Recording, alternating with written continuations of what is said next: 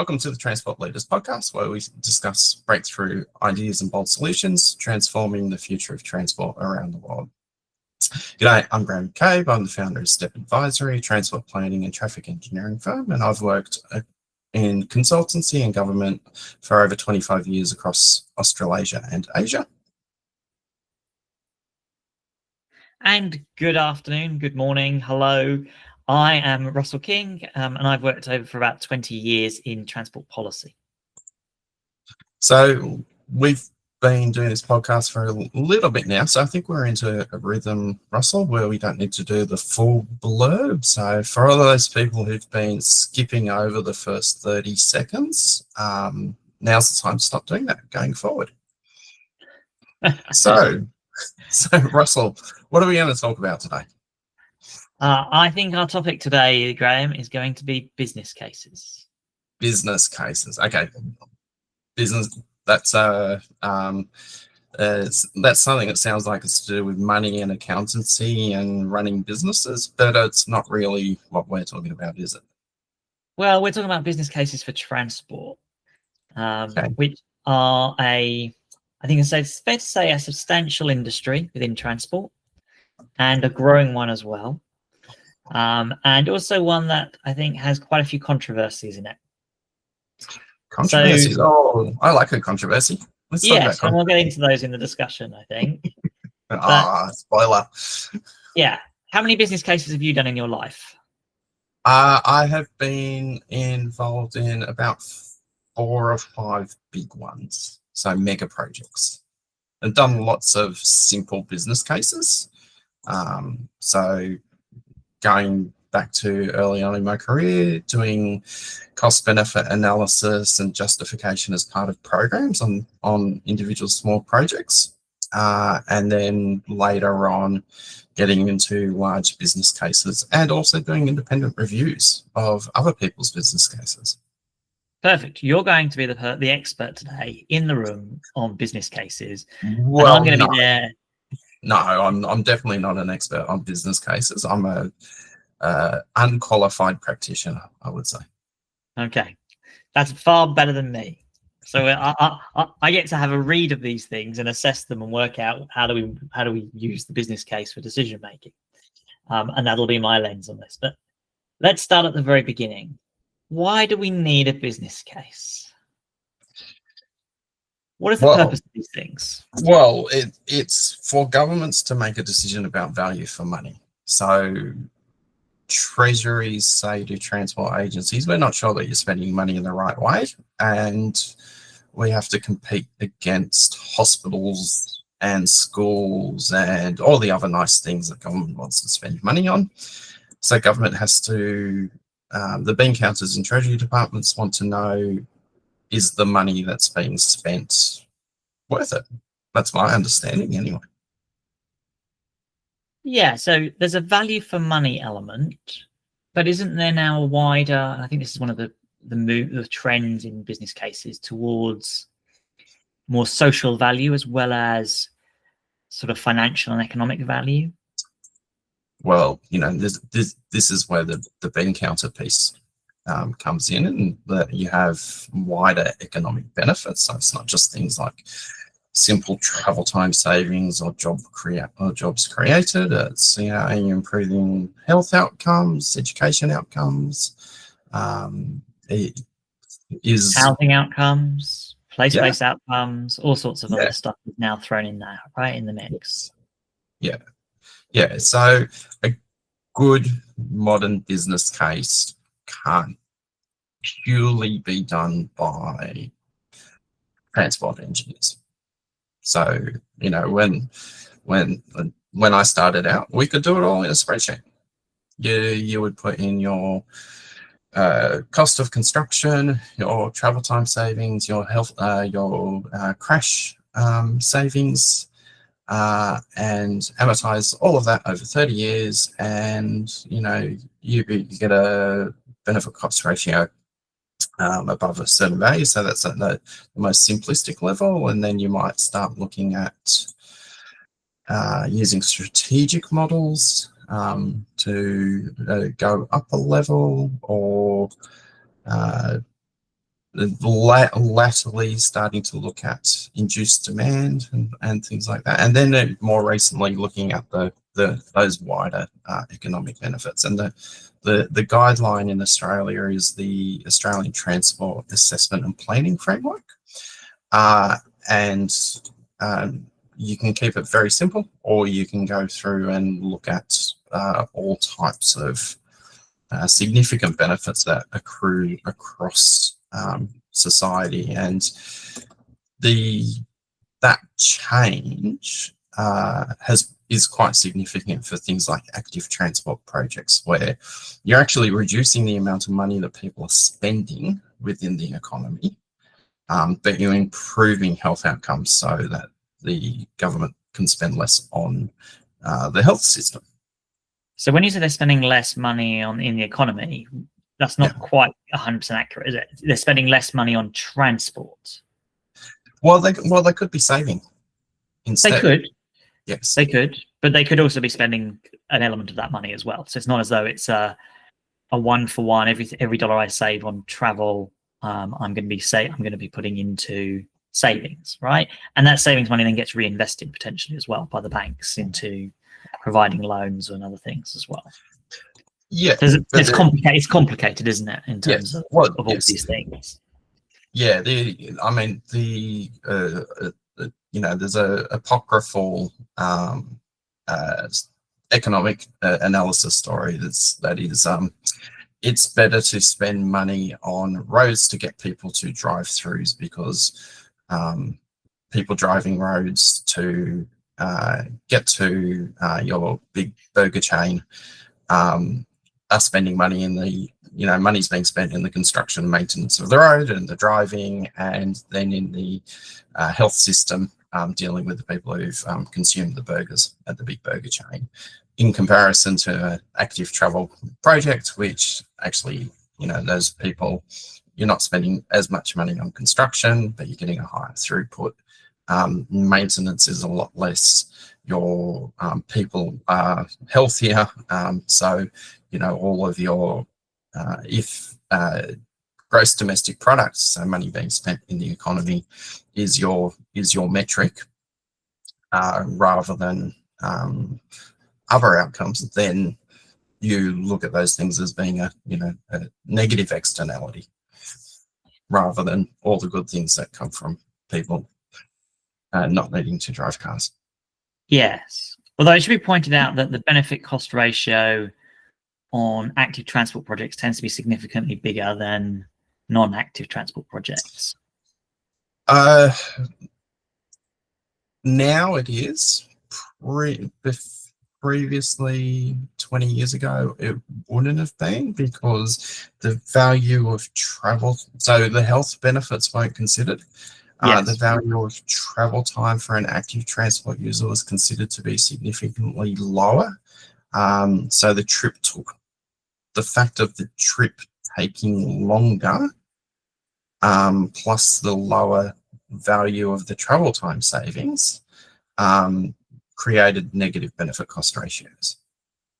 Yes.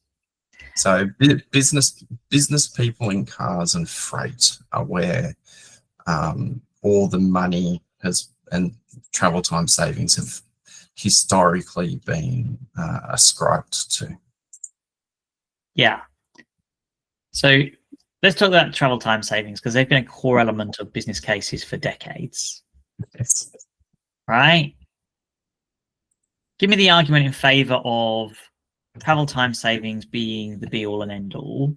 And then, then let's talk about why there's been a lot of criticism of the travel time saving concept. Okay. So, if you think about it, you have an intersection with lots of demand, or even a slow bus system.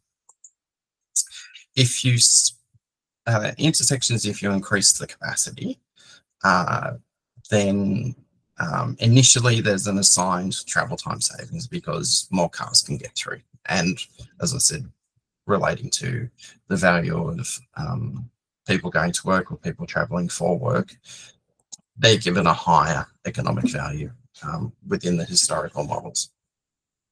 So initially you get a big saving, and that decreases over time. So you would model, depending on the project, you would start out by analyzing what happens if we make this change, and what does it look like in 10 years' time with background growth. And then, of course, that ignores induced demand. Yeah. And we've talked about induced demand previously. Link up here in the feed. So that the benefits that you think you are getting evaporate much more quickly. On the other side, with public transport, the benefits that you're getting actually accelerate because you're inducing demand towards the public transport, which is a high capacity mode, so you can actually get more people through. But even public transport projects, they can reach capacity faster than planned. Yeah. So that's the main thing about the travel time saving piece, is that we always treated it simply. Yeah, so that's the calculation. So, but there's another kind of criticism of this, which is, so I get an extra 1 minute of travel time savings a day. Yes. Is that really valuable or not? Yeah. Yes, and that's the one where, you know, I'm very much of the same view as you. So, you know, fierce agreement amongst two middle-aged white guys. Who would have thought?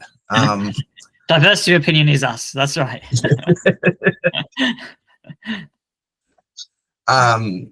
Yeah, we're going to save 300 hours per week for all these people driving, and it's like, well, you know, if you save somebody 30 seconds as an average, then that gets rolled up into the models of everybody's saving 30 seconds. But in reality, you know, if you're saving 30 seconds, you've probably built a 5 or 10 minute leeway in your travel pattern anyway.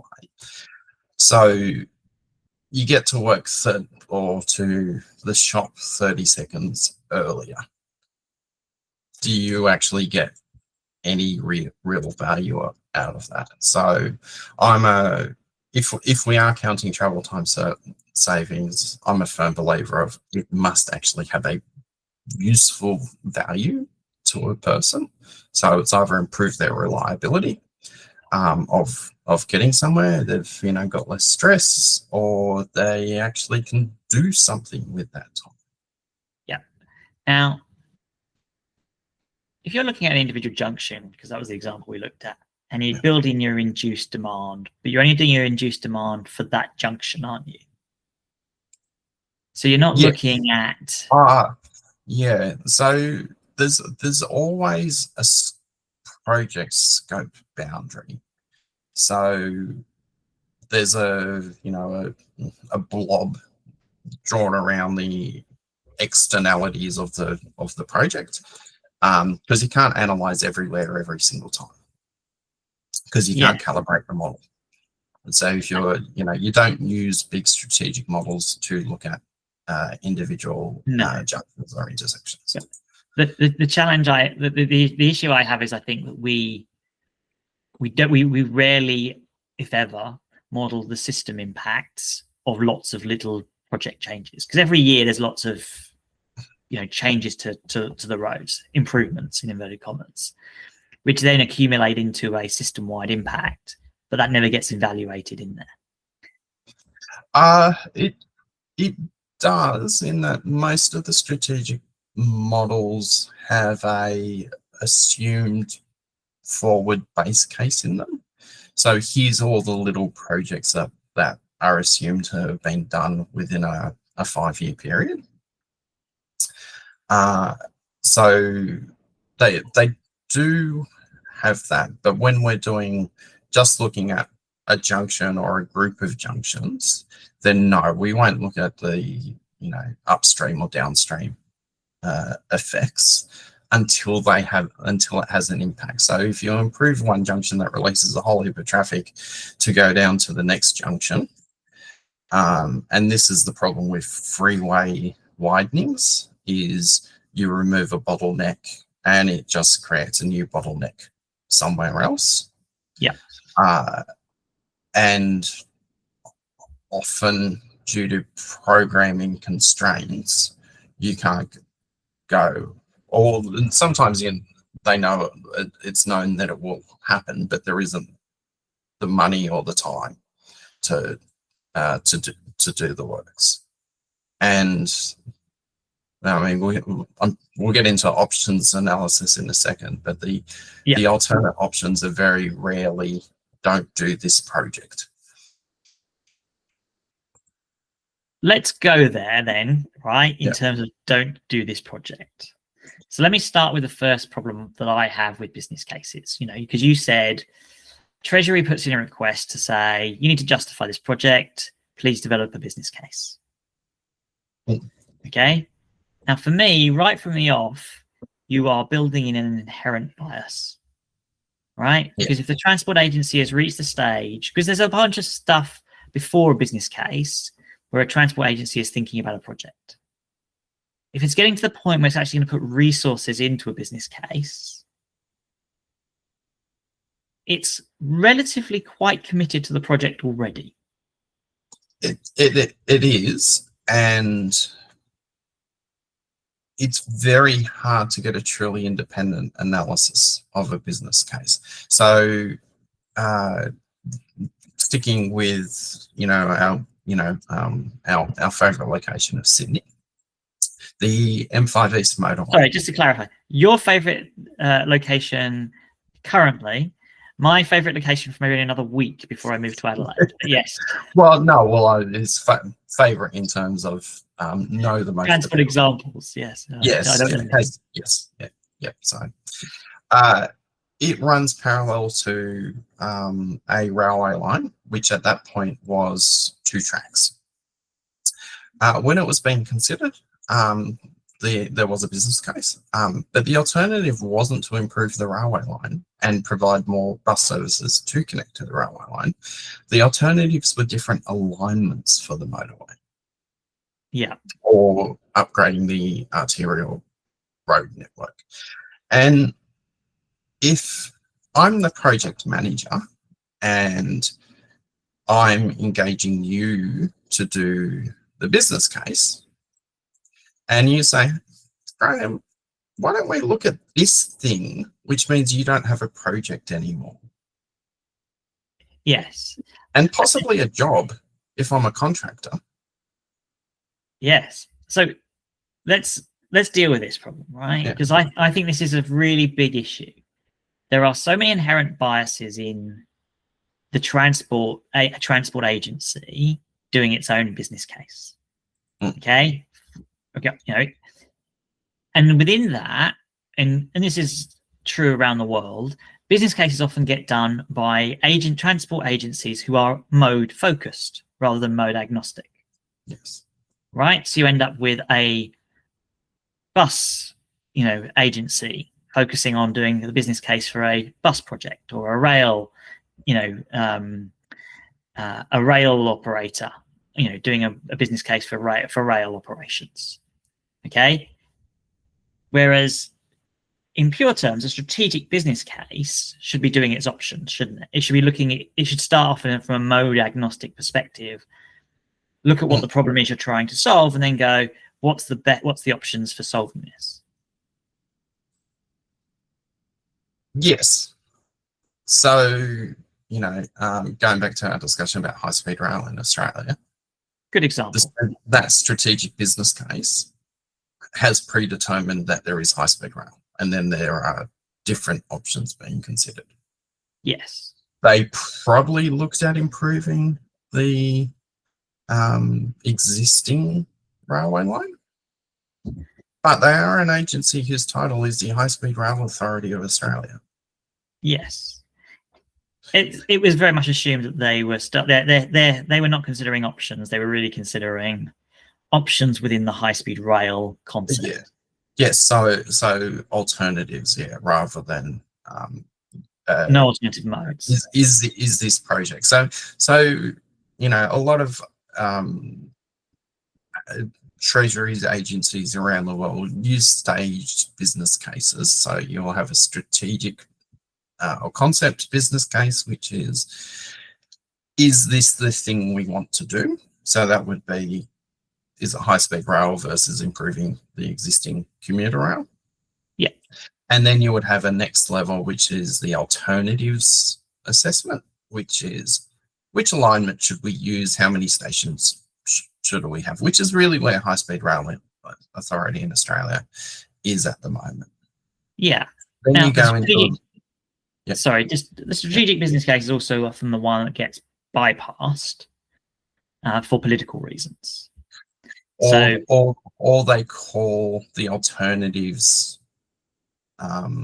assessment business case the strategic business case. Yeah, but it's often the one that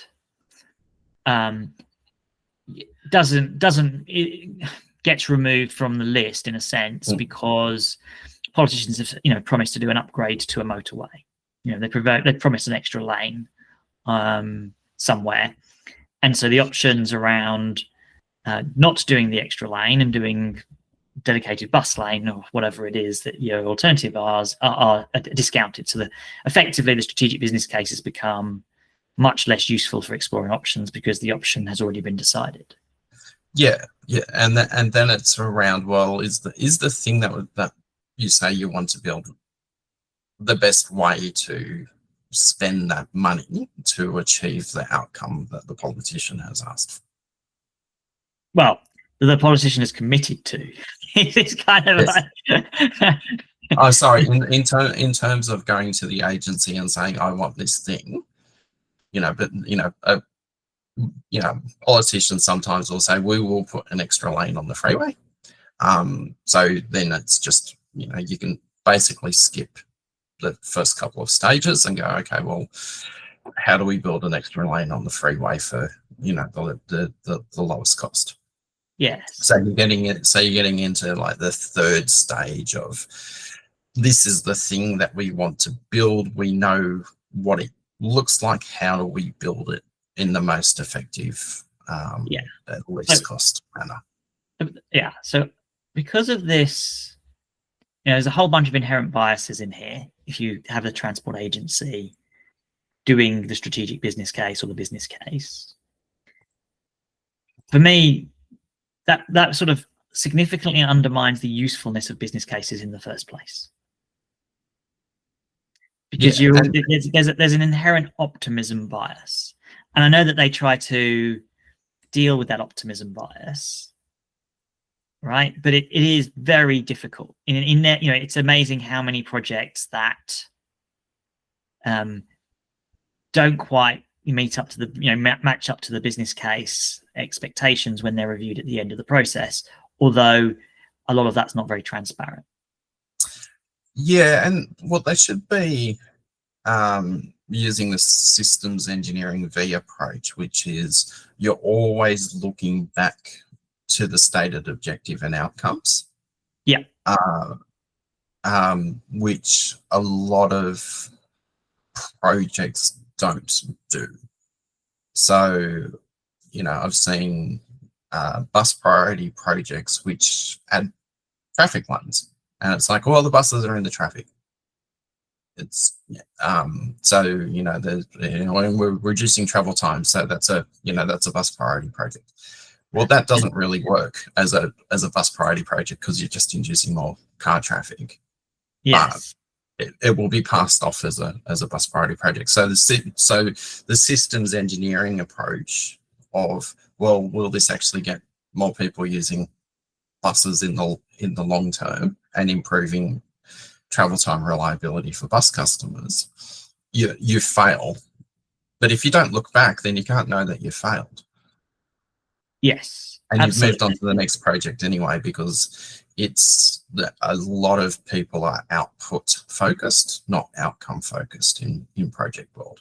Yes. I've got a budget, I've got a timeline.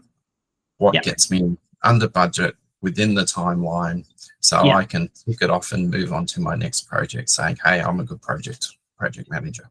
yeah, benefits delivery is never the focus on evaluating project managers, right? Yeah. Which is a real problem for us. And the other thing, so I mean, that does raise one of the points of a business case in a purist model, okay, is so that you can go back and review and go, okay, this is what the business case was trying to deliver. This is why this project was what it was trying to deliver. How did it actually do against that?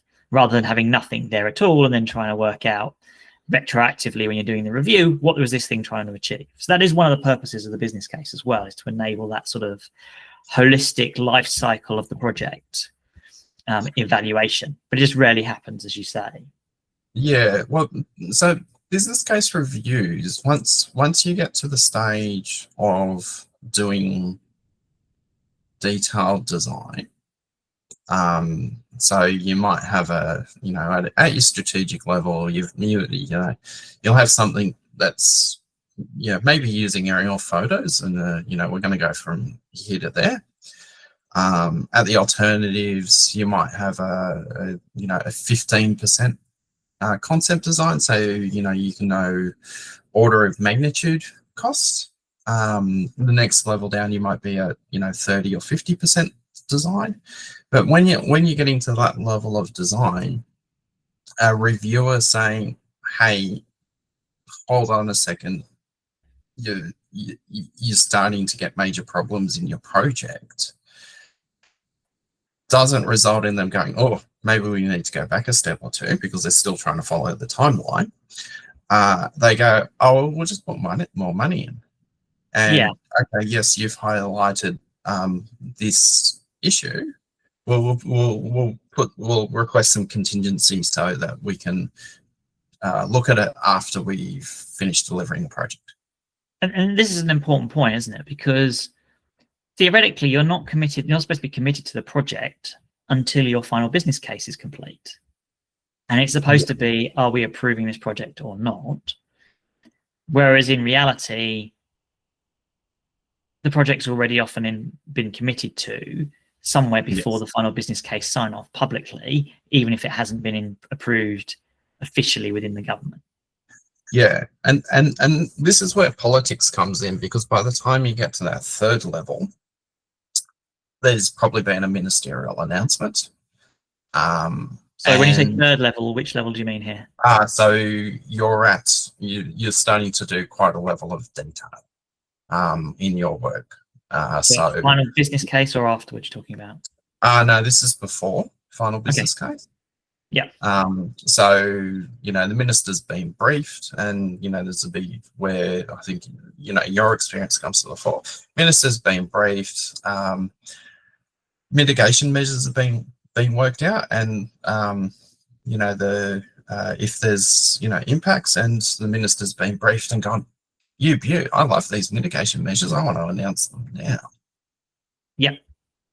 And then if you have to change the project and the mitigation measures are no longer required, but they're really good mitigation measures because they deliver some community benefit that was a payoff for the impact. The community will still want the benefit, even if the thing that's causing it's no longer required. Yes, indeed. Which gets us onto the whole decision making versus announcement process, and what you should do when is a challenge in this process, which to some extent undermines one aspect of the business case, which is it's supposed to enable decision making. And in many cases, it doesn't affect decision making at all. If the business case was there, or whether it wasn't, the decision has already been made. Yeah, and the other aspect of business cases, which I think ideally you like, is that they are thinking slowly.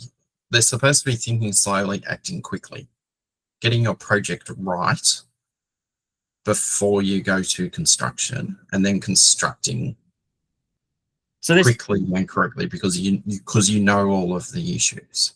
Yeah, so this is a really interesting aspect of business case, right? Because I think it's fair to say, correct me if I'm wrong, but my impression is that the cost of doing business cases has ballooned over the last 20 years.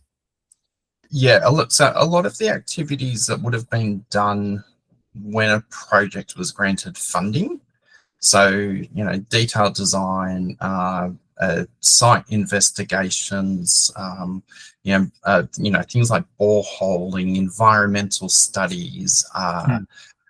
They might have been done at the the environmental impact assessment stage, or they might have been done as part of the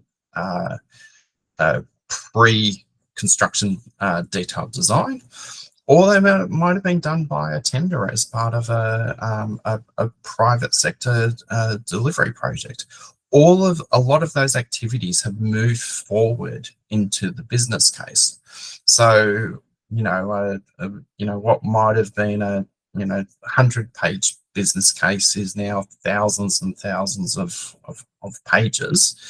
A lot of which never see the light of the day unless they're included in the environmental impact assessment.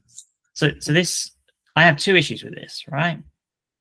So one is that not only costs a lot more money for that business case stage, okay, but it also creates a huge amount of extra time for that business case stage. Yes. Right. Well, and it also creates duplication, because when you go to use a private contractor to build the project, they will be given a reference design, which is very detailed from the business case team. Yeah. So all of this it's not adding time necessarily to the final, end-to-end cost of the project, because theoretically some of that work should have just been moved rather than be done. But it does impact in terms of decision-making timelines, right? Because the longer a politician has to wait for the business case to come to their desk, the more tempted they are to make a commitment before the business case gets there. Yeah. Right? Because potentially of an election cycle. So, it's like, I started a business case 2 years ago. I want the final business case before I'm going to commit to this project. And then they come back and say, well, sorry, because it's now going to take 3 years to produce this business case. It'll be post the election. They'll be like, the politician will go, sod it, we'll commit to it in the election then. So it's undermining the decision-making aspects of what the business case is trying to do. So what's the logic on moving these things forward? Is it simply because it's thinking slow, building fast, or is there more to it than that? Well, so it's the externalization of work. So things that were previously done in-house by government agencies and now done by consultancies. If we go back far enough, freeways were designed internally by government agencies. But why has that changed? Why has that changed? Why has this changed when these studies happen? Why do these studies now happen in the business case stage? Because for me, it doesn't make sense. It doesn't matter whether it's a government employee or a contractor. The timing of when you do something is agnostic on who does the work, isn't it? What's driving the change of the timing? Well, no, because the government employees might have been given, we know we will need to build this freeway in 5 years' time, and you may have had somebody working away on it for that period of time, and they were just beavering away at it in preparation for the need being revealed. And that's actually, a lot of strategic transport planning is like that. Used to call it the bottom drawer. Projects will get, designs, concepts done. Then they would be shelved, and then they'd be ready to be pulled out of the bottom of the drawer when there was a change in political winds or budgets. Because all of this is if you don't have a proper strategic plan as to what the priorities are for your transport system, then you're kind of flying quite blind, or these Yeah. things might be being worked up in order to create a strategic plan as well, I suppose. Yeah. So a lot of the business, so a lot of the design activity and costing and all of those things have been brought forward through premature announcements and budget and time blowouts. So people over promising and under delivering on projects for whatever reason. And lots of projects that have gone over time or over budget all have different reasons, like Westgate Tunnel, discovery of very, very seriously contaminated lands on the western side of the Yarra River mouth. Push that project out by 5 years. Could that have been found in the business case process? Possibly, possibly not. They might not have found that land, like what happened until they were out on site excavating. I mean, let's be honest, we're Might not not have been picked up in the boreholes. Yeah, so we're not in a scenario at the moment, right, where despite having added on significant costs to our business cases, that we are seeing our projects at the end of the process delivering more projects on time and on budget. That's not the narrative that's going around projects right now, is that we're seeing really successful delivery of on time and on budget, and that's because we're doing lots of detailed work in the business case stage. That is not what the narrative is around transport projects around the world, is it? It's not, except when you have replication. So the Anglosphere, all our projects are unique. So you mobilize a team, you demobilize a team. You might be building a road or a rail tunnel. So you go out to the consultant world and go, okay, well, you go out to construction world and you say, okay, global construction companies bid for this tunnel, and then they will go and get consultant teams, and consultant teams will go, well, here's the best rail or road tunnel person, and we'll bring them into the project. So you don't have any local knowledge, experience, or understanding. But you have the best tunnel person. Yes. So, and this is a really important thing here in terms of what we're trying to do in this piece by expanding the size of the business cases is theoretically better decision making. So if the business case discovered, that there's a large amount of contaminated land, and so the project's been added, several $1 billion of costs to it, you have the opportunity to say no. That's the theory. Yes. Yeah. You. Okay. So Westgate Tunnels are a private sector led project, so that's probably not the best example, but there are other ones where government has discovered massively contaminated land and went, we're still going to go ahead anyway. We've made a promise to the community, which has nothing to do with a business case. That's a political decision. They've already made the commitment before the business case. So one of the key things here is there's undermining the business case concept is it's not actually being used for a lot of decisions. Some decisions it's used for, but there's a lot of decisions that are being made without the business case being done. There's a commitment to do these things. The federal government hasn't set up a high-speed rail authority, right, with the expectation that the business case is going to come back, it's going to be poor, and therefore we won't proceed with the project. That's not a realistic scenario under this current Prime Minister, right, in Australia. So the business case is serving two purposes.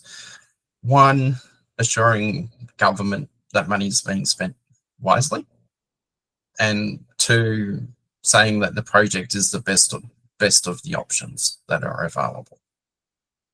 Both of which tend to get ignored by the politicians. Well, you've advised the politicians, so it was different when I was there.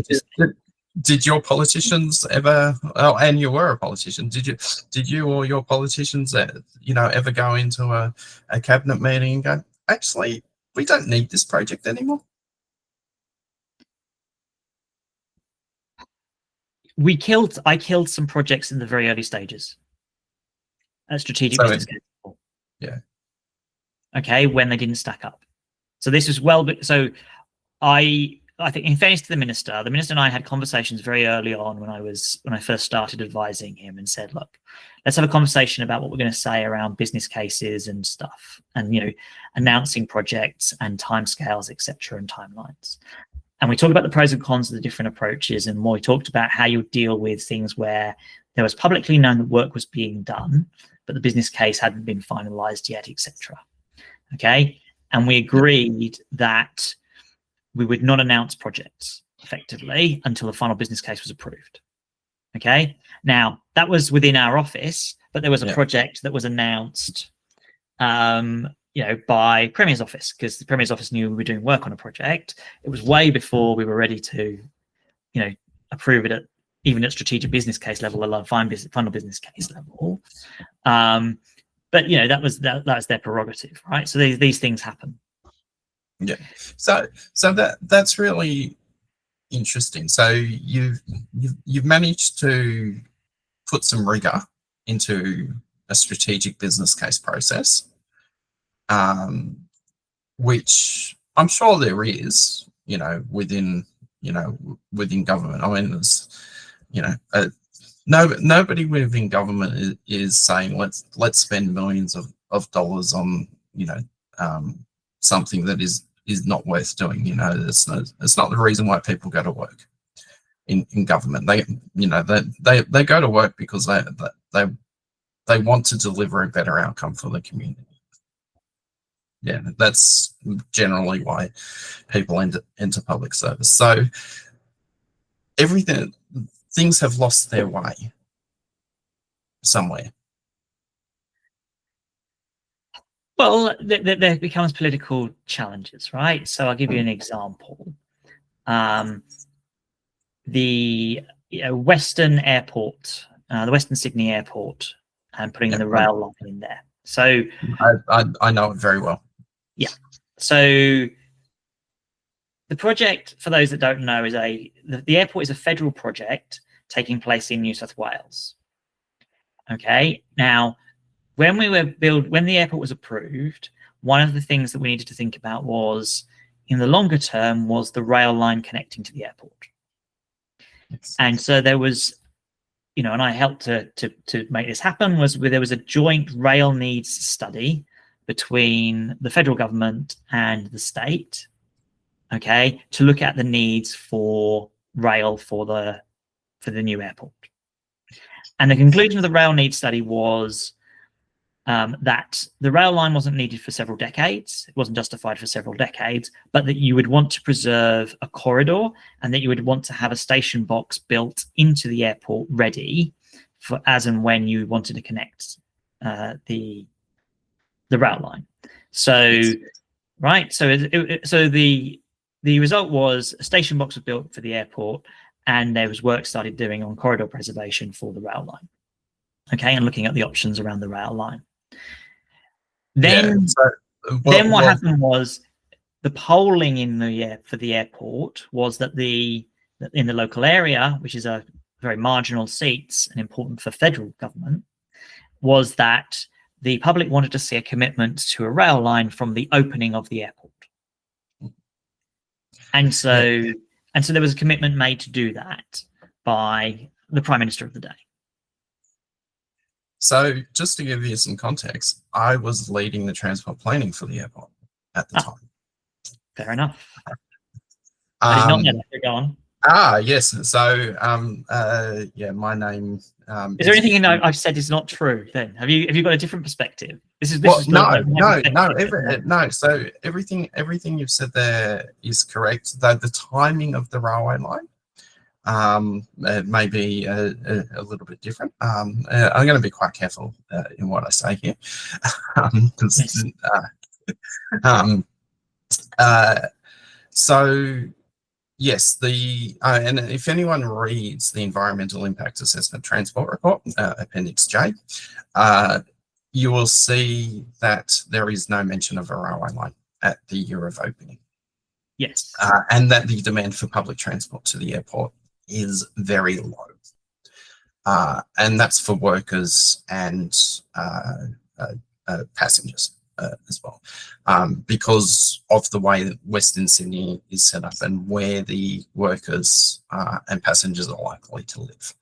They are going to be living in areas that are not connected to that railway line. And so the environmental assessment considers two stages: the year of opening and the long-term plan with the second runway, where the airport hits 80 million passengers annually, so about 120,000 people per day moving through the airport.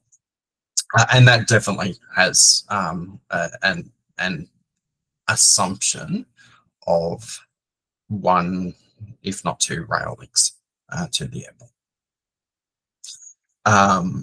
So yeah, the rail link is not an airport demand driven project. Yes. So that's an example. That's just an example of how decision making around business cases is politicized. The other question for me is, we keep adding more and more things in to the business case.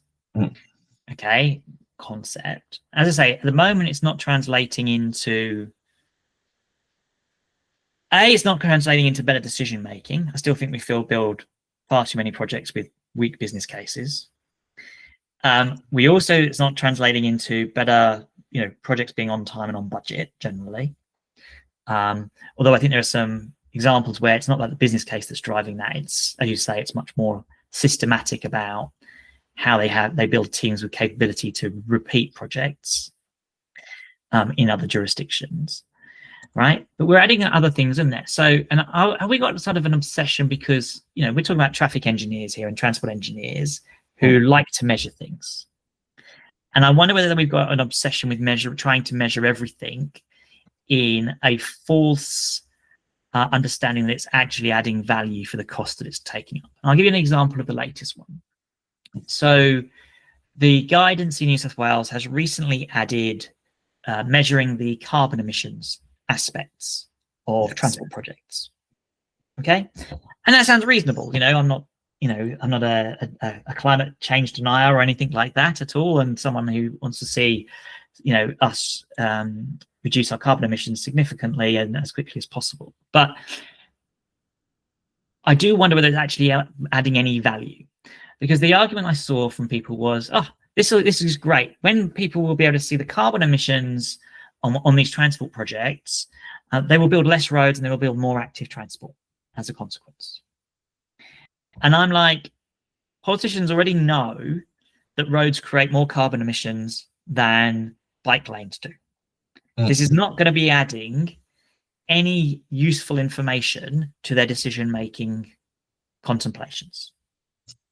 Okay, so if they were already focused on carbon emissions as a key determinant, they would already be building less roads and more active transport and more public transport. But because they already know that. Now, the actual quantity in terms of the carbon emissions won't make a difference to their decision making, right? It's just because they already know that at a broad level, it's they already know what the answer is anyway. So I question whether, and I understand the desire to measure everything, okay, but I do wonder whether it's adding value at the business case level to further add even more requirements, and whether it will actually make an improvement to the decision making. Yeah, and I was having this discussion last night about measuring things. So when we set KPIs, so reducing carbon, for example, in construction. So you say, well, we've got to reduce the carbon in our transport system construction by 5%. Then you have to measure it. And then you have to measure each individual project. So what's it? Oh, well, we'll just bundle that up into a stage of the business case. Yeah. So it's, if you're going out to a contractor and their consultants, or directly to consultants, but you've been told, well, you have to look at heritage, contamination, waterways, plant life, animal life, carbon, all these other things, and your project management team, you've got limited bandwidth, and you go, oh well, I'll just roll it all up into a mega design contract, and then rely on that these people know what they're doing, and maybe we'll get another company to be the independent verifier for that work. So it becomes easy. But from a project perspective, doing it all at the same time reduces your workload and your effort required. Okay, so basically by doing it, you're saying rather than doing it later on in the process, do it while you're doing all the other things, because it makes sense. You kind of get, yeah, you get economies of scale. You have, you're dealing with, a smaller number of project managers on the design and delivery side, because they're the ones who are, making, the contractor's project manager is making sure that their consultants are doing the carbon report. You're not having to make sure that there's a carbon report, delivered after before the project's built, so that government can report on its carbon reporting requirements. It's moved down the value chain, and hopefully you're spending your time on more important things, like making sure that the project's actually delivering the outcome. Yes. That's in an ideal world. Yeah. And so the question for me is, because there's lots and lots of these things now built into business cases, right? And the question for me is, has it helped? Right? Is it actually helping us in terms of outcomes? And when I look at our transport systems and I look at the success of our projects, the answer is not really, right? It's not as though I see, as we've matured our business case processes, made them bigger, more complicated, more expensive, okay, have I seen better decision making in our transport systems? No. Are projects more reliably on time and on budget? No. All right. And there seems to be a kind of rationale which goes, but if we just do this lot more, add more stuff to the business case, okay, and make it this much more, accurate in terms of measuring things, it will get better. But this does feel like an argument that we have been having for basically since the creation of business cases, and it doesn't seem to be moving the needle. So I'm kind of like, I mean, I'm someone who believes in sort of the evaluation of the benefits, etc. on it. But what I'm quite questioning is whether we've turned this into such a massive job, right? And actually we would get 80% of the benefits that a business case could do with 20% of the effort. Okay. And then if you because I can understand, like, and don't get me wrong, I'm a big believer as well in, do the detailed design before you do the construction. Okay. That think slowly, build fast kind of concept. Okay. I'm just questioning whether you should be doing so the thinking slowly for me is kind of 3 stages. Think slowly up front at the strategic business case level about your options. Okay. Actually come up with good options, which doesn't happen very often. Okay. Far too much, as you say, it's kind of like, it's a road project. We've decided it's a road project. Then there's a kind of, then there's the final business case, and it's kind of like, where do the stations need to be? Kind of thing, if it's a rail line, right? and getting to that. And then there's a detailed design phase for me. Okay, beyond that. Now, a lot of that detailed design stuff is now being moved into that final business case stage. It is, yeah. And right. I think and the thing is, yeah. There should be, for me, you want to get the final business case done to a level where you can make as good a decision as possible. Okay, not to proceed with the project. But then you need politicians who can say, well, we think it's X billion dollars, but it could really be Y billion dollars once we do the detailed design. Yeah. And I had this exact conversation with the minister. And the ministers, and we came up with a phrase that the minister would use, and he said, people, the journalists want to know, how much is this going to cost, minister? Okay, and the minister said, we're busy doing our homework. Once we've done our homework, we'll tell you how much it's going to cost. Yeah, which I recall created lots of this thing's going to blow out angst in the media. They're hiding the numbers because they don't want to say how horrendous it is. But I think the other key problem with business cases, just on that, is they are output focused.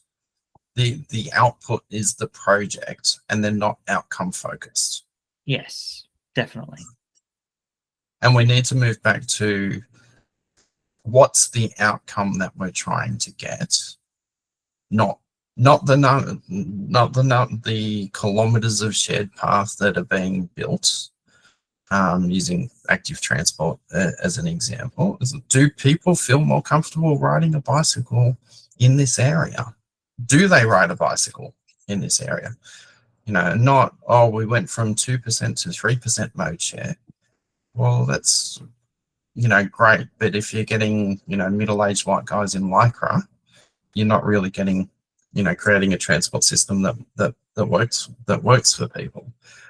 And one of the things I tell people when I'm running workshops on strategic transport plans is ignore outputs, focus on outcomes. Yes, and I think defining those outcomes is a real skill that we lack generally. Yes, the amount of times you see them outcomes as vague, very vague. Not measurable in any way, not thinking about how you would actually be able to know whether you've met this outcome or not. There's a lot of stuff to be learned there. Okay, let me move on to a slightly different topic within business cases. AI, flavor of the month. Can AI help us to speed up and reduce the costs of business cases?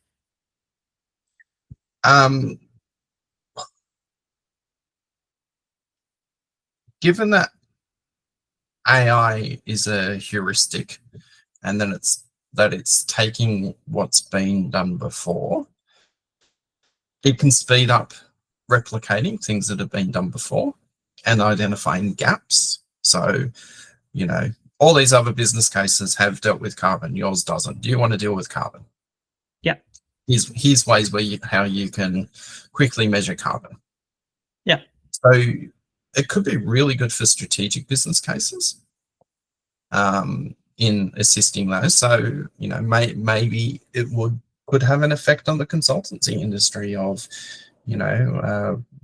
we've gone through 5,000 business cases around the world. Here's the ones that were successful. Here's how they measured things. You could possibly do the same. Yep.